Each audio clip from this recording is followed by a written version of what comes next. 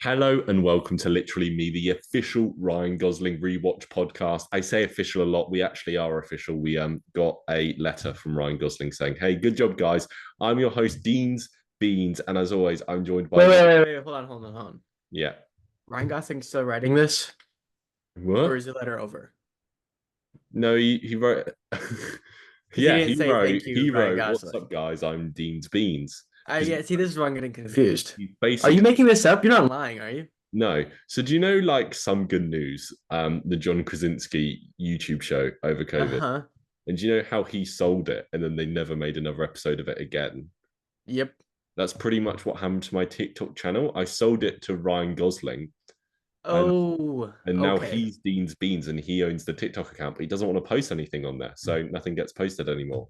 That totally makes sense. Yeah. I never introduced you, but your name is Harlan Duffy, and I was probably going to say something about how you're a good friend of mine and also you're American.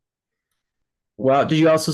I'm a little under the weather right now. Fun fact. Oh, you didn't tell me that before recording. You're just saying that now for sympathy on air, which you're not going to get. I think it's all in your I'm head. really, really sick.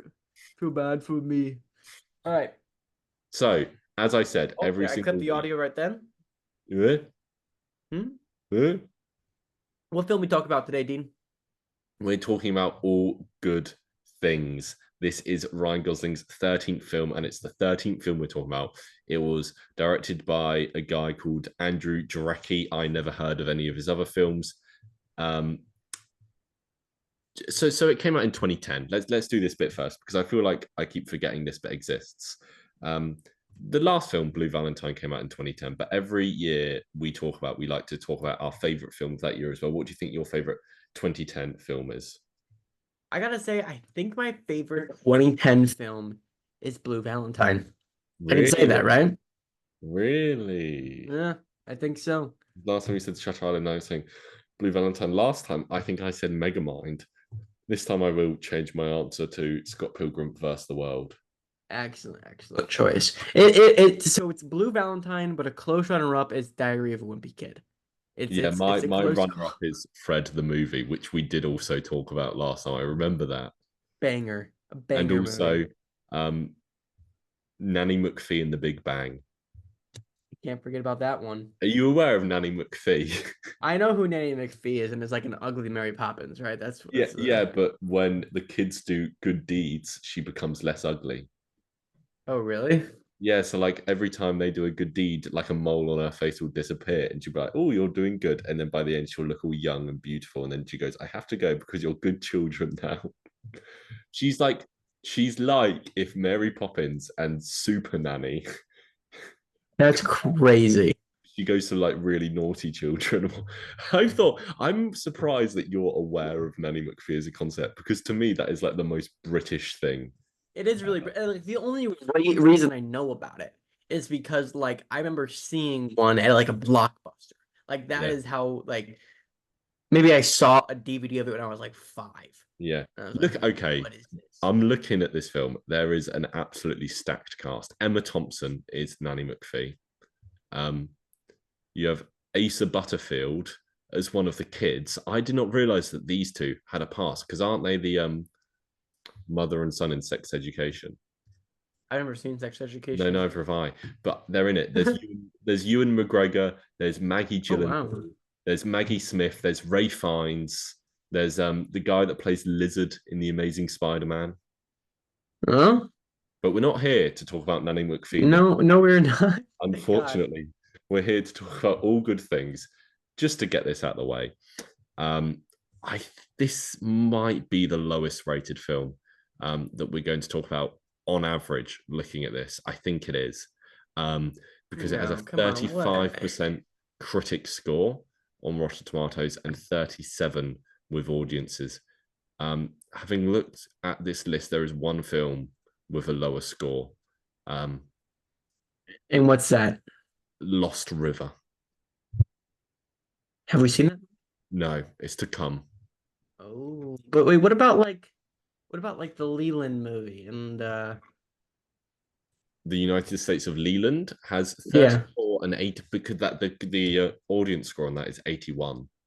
Oh, what about the Slaughter Rule? Huh? What about the slaughter rule? 74 and 43. The slaughter rule has a 74 on Rotten Tomatoes. Yeah, from critics. Oh my God, that's abominable. Okay. But if you want to hear bad news about all good things, I'm going to say something, and this might sound controversial. Okay. Okay. I'm amazed Ryan Gosling has a acting career because I would say the majority of the films we've talked about so far, without like running the numbers, have not made a profit. That's true. But the three, like the two or three that have were like That's huge. true. It's true, but this film had a budget of 20 million and it grossed 1.8 million, Yeah, that sounds about right. which is just, you know, very bad. I'm just looking at this. Most of these didn't turn a profit. Some did. Blue Valentine did. But okay. I'm gonna bring you guys through the synopsis of Go, All Good go for Things. it. Before I do that though, this is a movie I've seen floating around for a while. What, So, like, sometimes I what's would the type in synopsis at the Ryan moment? Gosling on Netflix or Max or blah blah Yeah, blah blah blue, and I'd always see this movie, and I'd be like, oh, I wonder what it's about, and I'd look at the synopsis, and I'd look at the Rotten Tomato score, and I was like, you know what, I'll sit this one out. yeah. But today, I didn't have that privilege. So, here's a synopsis of All Good Things. Heir to the real estate dynasty, David Marks, played by Ryan Gosling, lives in the shadow of his father, Sanford, played by Frank Langella. He takes a chance at true love when he meets Katie, who is played by Kirsten Dunst, a woman of modest origins who sees David's real worth as a person, not just his family's wealth. David and Katie marry and plan to build a life together, but their once loving relationship deteriorates after David gives in to his father's demand that he work in the family business.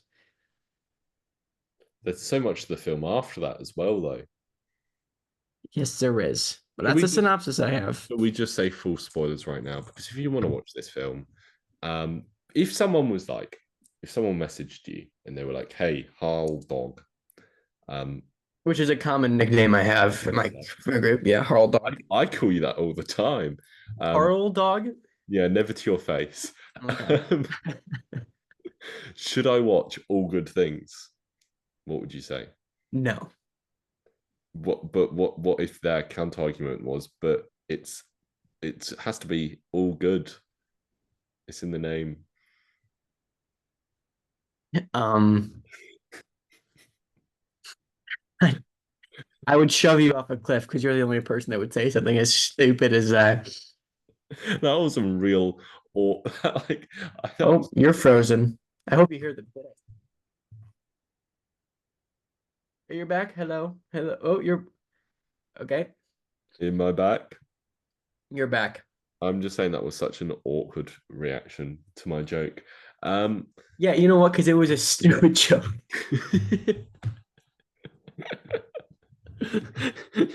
Normally, you at least like humor me for a second. Okay, anyway, I didn't know what to say to that one, Dean. that you've just had enough. You've just it was All the right, straw. Dean, who directed this movie? I said his name. It's Andrew Jarecki. Okay, should we just say what happens in the rest of this film? Yeah, go for it. Because this film is separated in half. The first half is the oh dear. The first half is the synopsis. Harley Darley just read, and that is a common nickname that I have used for you in the past. And then Harley Darley is better. yeah, then Hurl Dog. Harl Dog. Har Dog would be one thing. Harl Dog makes no sense. Anyways, Harl Doggen. so the first half of this movie is like almost a rom-com in the sense of like the same way the Notebook is. I would say like the first quarter of this film is a rom com because it's like an interesting rom com that's split in half, being like a nice little rom com, and then there's the bit where things get sinister and they're okay. Let's put it this way: I would say the first quarter of this film is The Notebook. The second quarter of this film is Blue Valentine, and then the second half of the film is Murder by Numbers Yeah, because but basically what every happens single quarter of this film is worse. Yeah. Basically, what Like, happens is, this is a worse version of The Notebook, a worse yeah, version of Blue Valentine, and a yeah, significantly worse version than Murder by Numbers. And yeah, Murder by Numbers was not very good. yeah. Basically, what happens is you have a bit here. Oh no, That'd be awkward in the recording. no, that Okay, worked. you're back. That worked out well. That cut wasn't too bad. So you have a section here which is them getting to know each other and falling in love, and then he goes and works for his dad's business, and the marriage deteriorates, and they argue, and then it's basically implied that he murders her friend and her. Is that right? If it's not her friend, it's like his friend or Yeah. something. Yeah. They he murders someone and murders her, although it's never explicitly shown and it's kind of just implied. And then the second half of the film, or the last 40 minutes or so, is him kind of on the run, kind of hiding, trying to escape this crime, and then he does a couple more murders, and then he gets away with it. So I think the biggest have we gone through all of our introductory Yeah, yeah, go topics? for it. And I think the biggest flaw of this movie is it doesn't know what it wants to be. I 100% It's a true story, and hmm. I think that's what makes it a little bit more interesting. But it has so many things and so many different plot lines going on that, like, if you told me like who's the protagonist of this movie, I wouldn't be able to tell you. Yeah, and I didn't mind that for a bit. Like the first half of the film, I would say is all about Kirsten Dunst. Hmm. I think she's my favorite part about this film. I think she does well. We'll talk more about that later. And then after she dies or disappears, the focus switches to Ryan Gosling. And in concept, I'm like, oh, this is interesting. But the Ryan Gosling part of this film just isn't very interesting and it's just a bit confusing. It's confusing, and I think like in Blue Valentine, Yeah, both Michelle Williams and Ryan Gosling are the protagonists, I'd yeah, argue.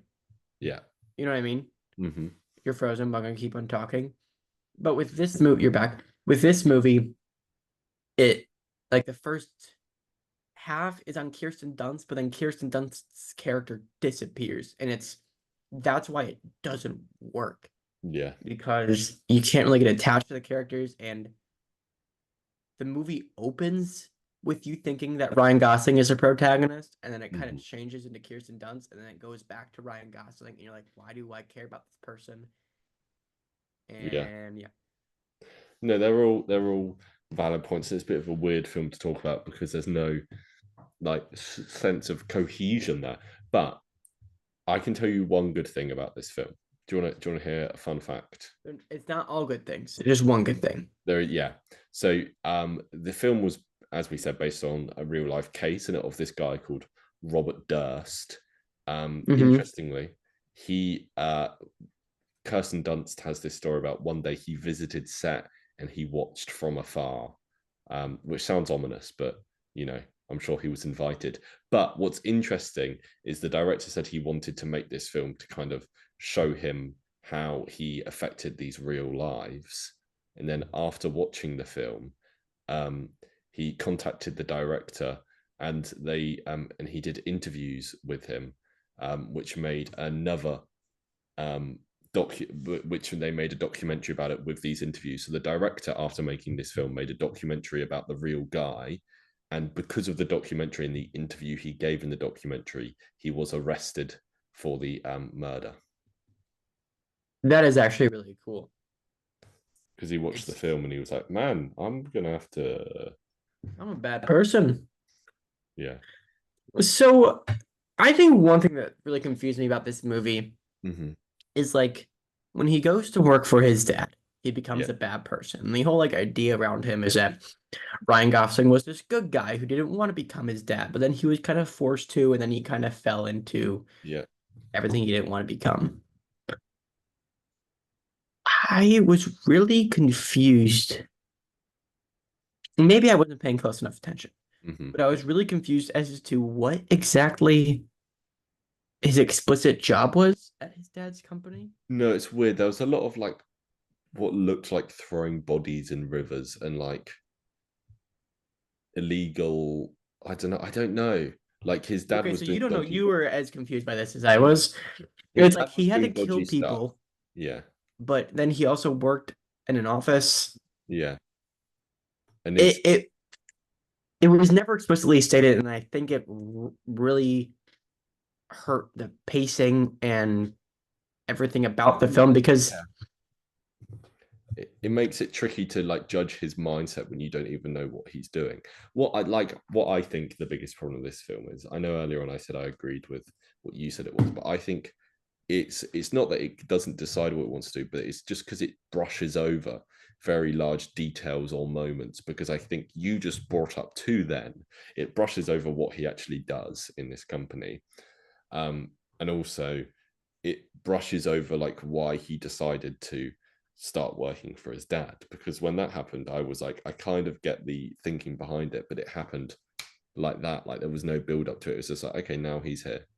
yeah, a lot of the film is we need to get characters from point A to point B Yeah, instead of giving them an explicit reason and making it make sense narratively, they're just gonna do it. yeah, And I think that also like you don't relate to these characters. Like it maybe besides the Kirsten Dunst character, mhm. but like especially Ryan got like you see the character becoming this person he didn't want to become because it's explicitly stated to you that that's exactly what's happening, but you don't feel bad for him necessarily. No, not really. Um, should we talk about the Gos and our thoughts Let's on them yeah. specifically? Um, I think it was a pretty uninteresting performance from him. I think I there's gotta say it was very um it kind of phoned in almost. yeah, I Like just think it was very flat. I was thinking about something I wanted to bring up, just what we were saying about a second ago. I think the reason why stuff like his job might be a bit vague is because they don't want to be like, oh, and the real guy was definitely doing all this stuff. And when maybe it's like, oh, we think he was doing this stuff, so we're going to imply it. But it still wasn't made very clear one way or yeah. the other. Anyway, I think it was just very flat. Yeah, and like Ryan Gosling is no stranger to flat performances, Yeah. but usually they fit the tone of the movie so well. But everybody else gave up. Like Kirsten Dunst did not give a flat Yeah. performance, and it just did not fit the tone of the movie. And with the character's writing as well, everything seemed flat about him. Like there wasn't any depth Yeah. There was very, compared to movies like what have we talked about? What have we talked? oh, Half Nelson Stay. Like those are, well, yeah, well, no, Lars and the Real Girl is not a flat yeah. performance, but you know what I mean. Yeah. Um, so yeah, I think is there's times where you would want emotion, like in arguments. But that's the other thing. I think they like edit out a lot of the not edit out, they like gloss over a lot of the arguments he's actually having with Kirsten Dunst. Like there's one bit where she like knocks on the window of her neighbor having like escaped her flat apartment. Hmm. And like you don't actually see the argument itself. Right. And then it just moves on after that. Yeah. But I think that brings us to an interesting point, and I think this is a good transition. Let's Mhm. talk about the other people in this Yeah. movie. Ryan Kirsten Dunst, Gosling kind of lets us down a little bit, dare I say, he does. but He does. other actors do pretty good. Kirsten Dunst, I think, is incredible. Hmm. Here's another fun fact for you. Go ahead. She thinks this is her best performance ever. Really? Well, I don't know when she said that actually, because my favorite Kirsten Dunst performance is Civil War. I think that is mine as well, actually, from her. But I'm But sure she would have said that before Civil War. yeah. Um, but like I can see why she would think that. Hmm. She definitely is the most relatable character in this. Like you Yeah, can see where she's thinking and she's trying to get out of it, and this guy played by Ryan Gosling keeps on like stopping her at every turn. yeah. Um, yeah. I'm not saying it's When did this movie perfect. come out? No, no, no. It's nothing in this movie is perfect. But when did this movie come out? 2010. So this is like she's 3 years. so she's pretty famous at this point. Yeah. Um, what I would say, a complaint I would have about her performance, and this is to do with the Goz as well, is when it comes to chemistry, I think it Hmm. it didn't like at the start when they're falling for each other, I didn't fully buy it. Like, especially there's a bit where she does a little dance for Ryan Gosling and he's sitting there laughing. And all I could think about was the scene in Blue Valentine when Right. he sings and she dances. And in that scene, the chemistry is so good. And in this, you're kind of sitting there like, okay, I get what the film's trying to make me feel, but it's not really working. I 100% agree. Maybe And it's because like the the methods taken in Blue Valentine are yeah, unlike any other to create a extreme amount of chemistry between the actors. But this one, it just seems so canned and I also uninspired. it doesn't help that it's so similar to the scene in Blue Valentine. Like the direct Yeah, comparison does it no favors. But Kirsten Dunst's good. Any other actors you want to highlight? Oh, not really. there is someone I want to talk about. Who do you want to talk about? Nick Offerman. Yeah, Number he's one. in it. Number one. What a crap brother, you know? Um, Yeah, for real. but like there's a bit like where he gets dragged out, sorry, Kirsten Dunst gets like dragged out of a party by the hair by a very angry Ryan Gosling, and just nobody really does anything. Yeah, Nick Offerman's standing there like, Yeah. Fun fact, Ryan not Gosling good. felt so bad about that that he bought Kirsten Dunst flowers the next day. Of Although course he did, because he's a gentleman. she was like, I like I like how that's like a very natural definition of gentleman. Like, whenever you have to pull a woman's hair for a film, you go, like, that's just the rules.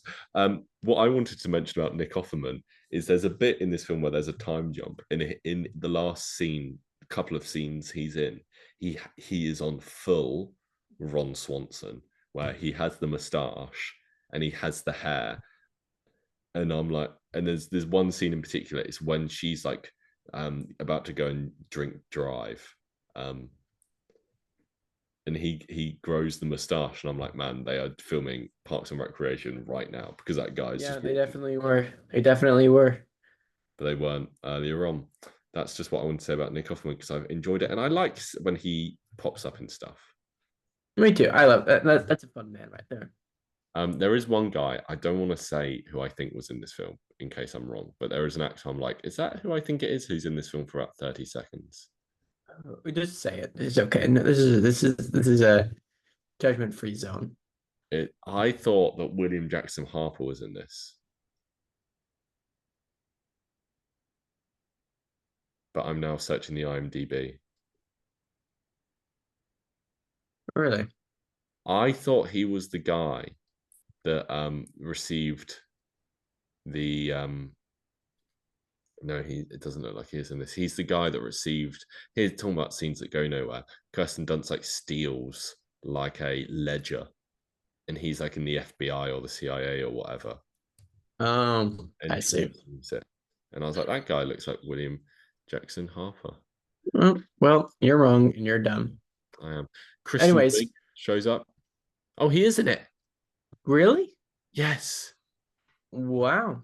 Never mind. You're He super is on the smart. he is on the IMDb page, and I was like, because like this is so like I never saw him in anything before The Good Place. This is so long ago, and Oh it yeah, was there he is. yeah, it was also when Kristen Wiig appeared. I was like, oh, do you remember Oh, he has Kristen some Wiig? fun little cameos there. Yeah, yeah. Anyway, um, I just talk about this stuff because I don't really want to talk about the film because I don't know how. Well, we already kind of talked about the plot, and Yeah, the plot of this movie is scattered, and uh, on like it doesn't really know what it wants to do. Is it wants to tell this crazy story. I think what the plot wants to do is it's trying to show Ryan Gosling as this awful guy, not Ryan Gosling, the character he plays as an awful guy who killed these people and then completely got away with it. But I don't think they really lean into the fact that, oh, this guy got away with it enough, because I think they could have spent more time focusing on like how he actually, how in court they didn't find him guilty and what reasons there were and like those sort of things. Because I think the court stuff, number one, felt very out of place every time they cut to it. Mhm. And number two was just quickly brushed over, and it was a classic based on a true story film where you get the text at the end being like, "Oh, this happened and this happened," when it's like, "Oh, he was never, you know, done for Yeah. the crime." And I think that sort of element is brushed over. And can we please talk about his old man makeup? Mhm. What I found most strange about his old man makeup was that he had it, but he still sounded like a 30-year-old Ryan Yeah, Gosling. he didn't change his voice that much. He did a little bit, but not really.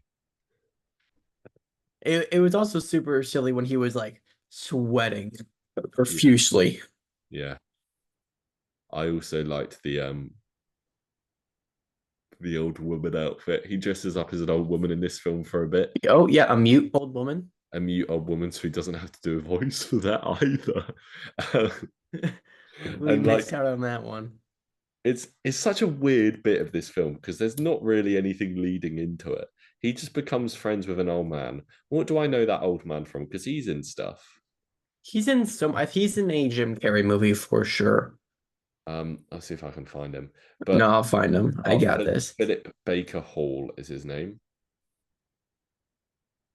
Um, but is he in like, I don't, I really do recognize him. No, this man's in a lot. He's in Boogie Nights, Rush Hour, Magnolia Heart 8. None of those movies I recall. What do I know him from? He's Anyway, gonna be in a Jim Carrey movie and I'm gonna feel awesome. Hold on. is he in a Jim Carrey movie? That is specific. He's in Modern Family. I do remember him from that. He's in Mr. Popper's Penguins. That is a Jim Carrey movie, but I think there's one earlier. I think I might just know him from Modern Family. Come on, give me something. Give me something. Make me. He's in the Truman Show. Is he? Yes. Who is Ha he? ha ha. Is he one of like the? I don't know, but it Oh, doesn't matter. he's the guy that sells the newspapers. Is he? Maybe. I'm gonna go. This is a rabbit hole, but It's a Truman Show rabbit hole. We have to do it. we love Jim Carrey here. That's a good pull. Truman Show. I mean, I would have been amazed if you were like, "Oh, I know this guy from a Jim Carrey movie," and the Jim Carrey movie was Mr. Popper's Penguins. I'm actually doing a video about Mr. Popper's Penguins today. Are you? Yeah. Oh, he died 2 years ago. Oh wait. No, no, no, no, no. That's impossible. He's an executive for. He is no, he's the main executive. He's the one that's like, "Oh, you need to take this off the air." Yeah. Yeah, Okay. yeah. I do know him. Okay. All right, but let's get back to their For regularly a scheduled minute, I was program. going to say he was Paul Giamatti. No. Should we do a Paul Giamatti podcast next? He's sneezing. He's too busy sneezing to answer. No. All Harlan, right. Harlan, sorry. I know we said we were about to move on, but you're not going to believe this. What? He's in Bruce Almighty. I think I know him from Bruce Almighty. Let me see who he is in Bruce Almighty. That's what There's 3 Jim Carrey films we've fallen down the rabbit hole of. I think he's his boss. Yeah, I definitely know him from Bruce Almighty. That's Okay. definitely what I'm thinking of. Okay, that's funny that it took us 3 Jim Carrey films to figure out who this guy is. All he would have to be is in Nanny McPhee, and then he's done the All right. But what else we got? We have direction. The direction of this movie is garbage, I would say. I think that's the worst part of this movie. There's no Yeah, direction. it's kind of the. I've read a letterbox review which said this is edited like a Hallmark movie, which I think is quite funny. Yeah, and that's very true. It's just like we don't know what's going on some of the time, and I think really important details are really brushed over, and I just think they spend too much time focusing on the wrong parts of the story. Yeah. It's hard because this isn't a bad movie in the sense of like, oh, it's awful. It's all like, the Yeah, acting, the dialogue, everything's garbage. It's just like it fails mildly on so many fronts. There's yeah. just like it's just not interesting. This movie's an hour 40. I think if you added very strategically an extra 20 minutes, I think you could like elevate this film quite a bit. It felt like it was longer. It's true. But I think if you just filled in some of those gaps, Yeah, I it agree. it could work out better. I think it feels long because by the time you get to Kirsten Dunst disappearing, you're like, oh, this is the end of the film. And then there's another 40 minutes of a different story to tell. I 100% agree. That's like my biggest gripe of the movie was Kirsten Dunst dying is like the end of the second act. Yeah. And just the courtroom stuff was so dull.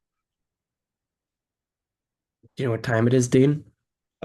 It for me, it's about quarter to 11, which means for you it's about quarter to 5.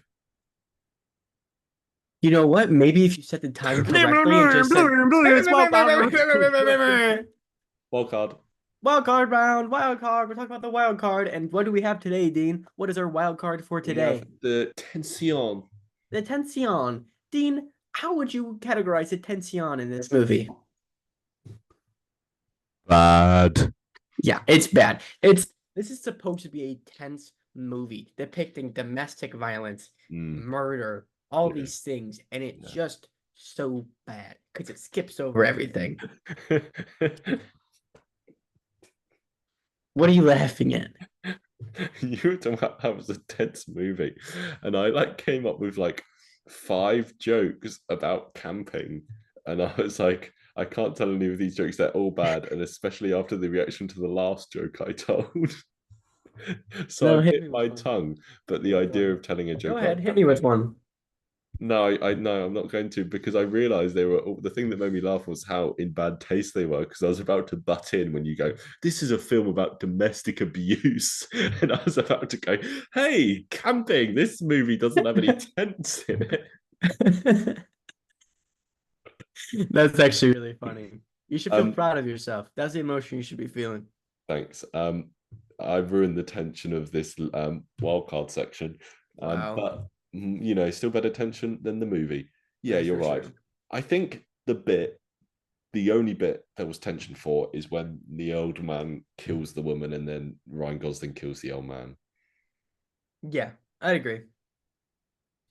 Other than that, Kirsten Dunst, you're kind of like, yeah, okay. It's because they don't show it, and I understand why they don't want to show it, but I think it makes stuff difficult. They don't show it, and what makes it like I get that, and I don't think that's necessarily like a wrong choice. But for this movie, it was the wrong choice because there was no build up to it. It was Yeah, just, oh, she's dead. That character we spent an hour getting close to, and yeah. it just moved on. I don't think that's why it doesn't work. I think they could have done it. It kind of goes against what the film was trying to do, but I think it might have been better if they did it more ambiguous, where like you don't see the scene of her last night. You just see that like one day it's like, oh, she's gone missing. And everyone's like, oh yeah, but Ryan Gosling definitely did it. But you didn't really get that build up to it. Right. Because I think they kind of gave us half of it. They either have to do none or all, and they did half. Yeah. Yeah. So, do we move to the rating of this movie? I don't know if I have anything more to say. I did write some notes. What notes did you write? Very few notes. The first note I wrote is old Goz is bad. Yeah. Let me actually bring up my notes. I actually said old man Goz is bad old man. William Jackson Harper, 2 question marks. And then I kind of like how there's 2 films in there. That's all I wrote. Wow, really insightful notes there, Dean. Thank you for taking those to add to the podcast. All right, Dean. If you had to rate this movie out of 10, what would you rate it? Okay. What is the low? I want to look at Yeah. Pull that up. Lowest I've rated so far. So the lowest I have rated is a 3.5 to the slaughter rule. I'm going to go a 4. I don't think this is as No, bad. this movie's. I'll give it a 4 as well. It's less offensive, I would say Yeah, you somehow. did also give the slaughter rule 3.5. The slaughter rule has some stuff in it when I'm like, I actively dislike this. Yeah, Where I this, think that's a legitimately bad movie. Where this is just like, uh, this is just nobody cares. Now, here's an interesting question. What would you rate the Goz? The what's the lowest lowest rating we have for him? Oh, sorry, go ahead. the lowest rating, I'll give you the two lowest. The lowest rating we have given him is a 5 for Remember the Titans because he's not really in that film. And the second lowest rating we've given is a 6.5, which is the Slaughter Rule and the United States of Leland. I'm thinking maybe a 5 or a 4. I think 5. I don't think it's quite a 4 because I don't think it is bad. It's just No, but he's definitely better in the Titans. yeah. I think oh, that's a good point. He is kind of fun in Remember the Titans. Do you want to go 4.5? Yeah, so far, this is the worst Ryan Gosling movie we've seen yet. Yeah, it is by quite a long shot. I would say looking at this. I think the other least favorite one of mine is The Slaughter Rule. Yeah. Yeah. So the final question Yeah. is Ryan Gosling's character in Yeah. this movie, Yeah. David Marks, the real life murderer. Yeah. Is he literally me? Oh yeah, 100%. So you said he's literally you. No, literally me. Like you, me, you, me, Oh, he's you. not me. No, is it you? No. Is he me? No. Okay, that's a no then. All right, who knows? You That get was easy. wait, here's a question. Okay. Has he played a real person yet? I'm having to think. I don't think he has. Oh, No. the Murder by Numbers was based on a true story. Ah, it's the murderers he plays. Yeah. Rats. Okay, but here's some big news for all our loyal listeners. Oh yeah. Do I'm you know looking at it. I'm looking at it. our next film is Drive? This is where it gets good, ladies and gentlemen. This is where it gets good. There's actually I mean, okay, there's two films I've seen, and then more I haven't. But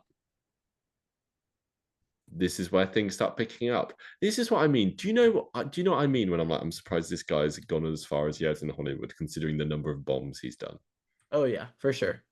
There's been some successes, not many. There's been more bombs than successes, but the successes are big enough to keep him going. Yeah, and it's not like he's living off that money. He gets paid no matter what. For so true, so true. I wish I got paid like Ryan Gosling does. Well, maybe get pretty, and then get pretty in American, and then you're good. He's actually Canadian.